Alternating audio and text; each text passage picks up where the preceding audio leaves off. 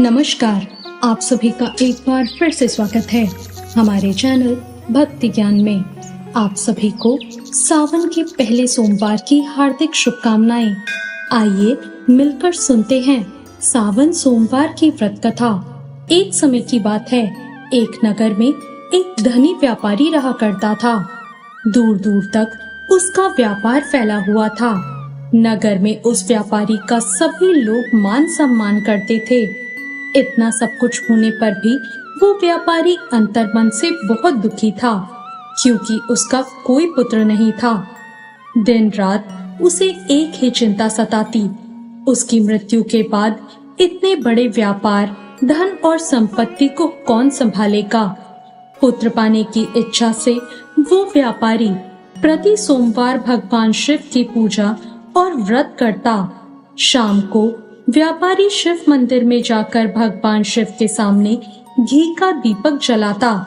उस व्यापारी की भक्ति देखकर एक दिन पार्वती माँ ने भगवान शिव से कहा, हे प्राणनाथ, ये व्यापारी आपका सच्चा भक्त है।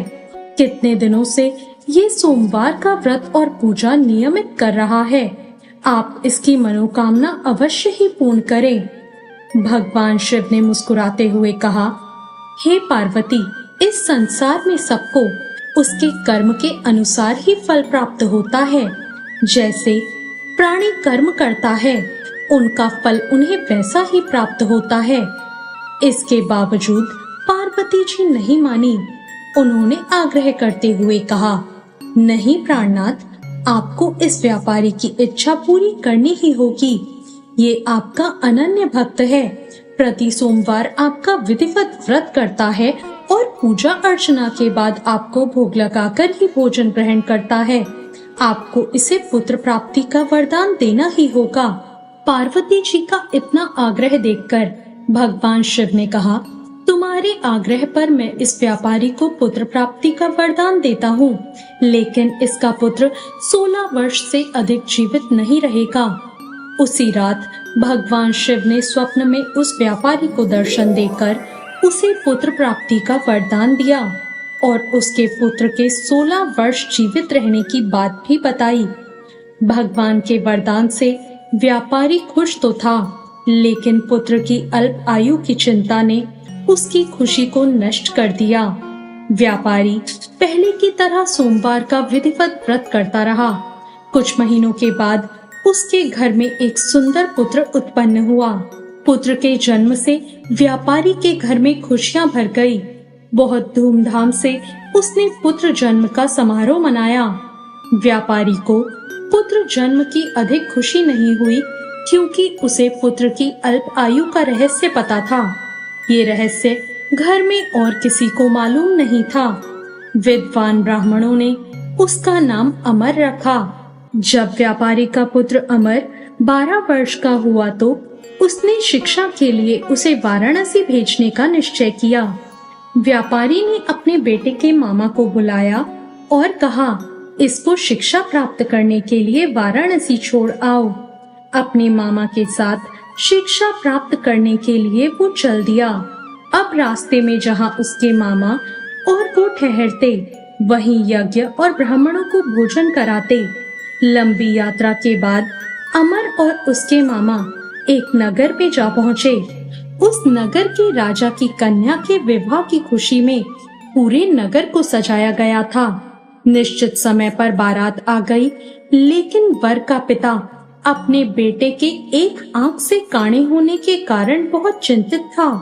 उसे इस बात का भय था कि अगर राजा को इस बात का पता चला तो वो विवाह से इनकार कर देंगे और इससे उनकी बदनामी होगी।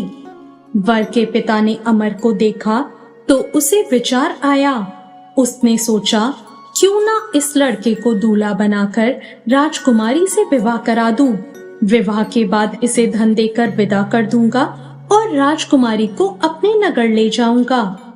वर के पिता ने इस संबंध में अमर और उसके मामा से बात की। उसके मामा ने धन मिलने के लालच में वर के पिता की बात को मान लिया। अमर को दूल्हे के वस्त्र पहनाकर राजकुमारी चंद्रिका से उसका विवाह करा दिया गया। राजा ने बहुत सा धन अपनी बेटी को दिया। अब जब रात हुई तो अमर सच नहीं छिपा सका। उसने राजकुमारी की ओढ़नी पर लिख दिया, राजकुमारी चंद्रिका, तुम्हारा विवाह मेरे साथ हुआ है। मैं तो वाराणसी में शिक्षा प्राप्त करने जा रहा हूँ। अब तुम जिस नवयुवक की पत्नी बनोगी वो एक आंख से काना है। जब राजकुमारी ने अपनी ओढ़नी पर लिखा हुआ पढ़ा तो उसने उस काने लड़के के साथ जाने से इनकार कर दिया। राजा ने सारी बात जानकर राजकुमारी को महल में ही रख लिया। उधर अमर पढ़ने के लिए अपने मामा के साथ वाराणसी पहुंच गया। अमर ने गुरुकुल में पढ़ना शुरू कर दिया। जब अमर की आयु 16 वर्ष पूरी हुई तो उसने एक यज्ञ किया। यज्ञ की समाप्ति पर ब्राह्मणों को भोजन कराया और खूब अन्न वस्त्रों का दान किया। रात को अमर अपने शयन कक्ष में सो गया। भगवान शिव के कथन के अनुसार शयनावस्था में ही अमर के प्राण पखेरु उड़ गए। सूर्योदय होने पर मामा ने अमर को मृत देखते ही रोना पीटना शुरू कर दिया। आसपास के लोग भी इकट्ठे होकर दुख प्रकट करने लगे। उसका मामा रो रहा था, विलाप कर रहा था। उसी समय पार्वती जी ने भगवान शिव से कहा, प्राणनाथ, मुझसे इसके रोने के स्वर सहन नहीं हो रहे। आप इस व्यक्ति के कष्टों को दूर करें। भगवान शिव ने पार्वती जी के साथ वहां जाकर देखा तो वो अमर था। भगवान शिव ने कहा, पार्वती, ये उसी व्यापारी का पुत्र है। मैंने इसे 16 वर्ष की आयु का वरदान दिया था। इसकी आयु पूरी हो गई।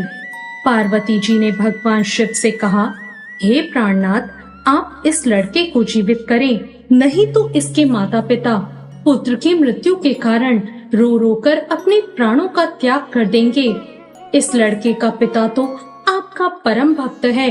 वर्षों से सोमवार का व्रत करते हुए आपको भोग लगा रहा है। पार्वती जी के आग्रह करने पर भगवान शिव ने उस लड़के को जीवित होने का वरदान दिया और कुछ ही पल में वो उठकर बैठ गया। शिक्षा समाप्त करके अमर अपने मामा के साथ नगर की ओर चल दिया। दोनों चलते हुए उसी नगर में जा पहुँचे जहाँ अमर का विवाह हुआ था। उस नगर में अमर ने यज्ञ का आयोजन किया। पास से गुजरते हुए नगर के राजा ने यज्ञ का आयोजन देखा। राजा ने अमर को पहचान लिया। यज्ञ समाप्त होने पर राजा ने अमर और उसके मामा को महल बुलाया और महल में बहुत सा धन और वस्त्र देकर राजकुमारी के साथ उन्हें विदा कर दिया। रास्ते में सुरक्षा के लिए राजा ने बहुत से सैनिकों को भी साथ भेजा। अब मामा अपने नगर में पहुंचते ही एक दूत को घर भेजकर अपने आने की सूचना भेजते हैं। अपने बेटे अमर के जीवित वापस लौटने की सूचना से व्यापारी बहुत प्रसन्न होता है। व्यापारी ने अपनी पत्नी के साथ स्वयं को एक कमरे में बंद कर रखा था। भूखे प्यासे रहकर व्यापारी और उसकी पत्नी अपने बेटे की प्रतीक्षा कर रहे थे। उन्होंने प्रतिज्ञा कर रखी थी कि यदि अपने बेटे की मृत्यु का समाचार मिला तो दोनों अपने प्राण त्याग देंगे। व्यापारी अपनी पत्नी और मित्रों के साथ नगर के द्वार पहुंचा। अपने बेटे के विवाह का समाचार सुनकर पुत्र वधू राजकुमारी चंद्रिका को देखकर उसकी खुशी का ठिकाना न रहा। उसी रात भगवान शिव ने व्यापारी के स्वप्न में आकर कहा, हे श्रेष्ठी, मैंने तेरे सोमवार के व्रत से और व्रत कथा सुनने से प्रसन्न होकर तेरे पुत्र को लंबी आयु का वरदान दिया है। ये सुनकर व्यापारी बहुत प्रसन्न हुआ। सोमवार का व्रत करने से व्यापारी के घर में खुशियां लौट आई। जो लोग सावन के सोमवार का विधिवत व्रत करते हैं, व्रत कथा सुनते हैं, उनकी सभी इच्छाएं पूरी होती हैं। तो ये थी आज की कथा। आपको आज की ये कथा कैसी लगी, कमेंट करके जरूर बताएं। साथ ही मेरे चैनल भक्ति ज्ञान को सब्सक्राइब करना ना भूलें। धन्यवाद।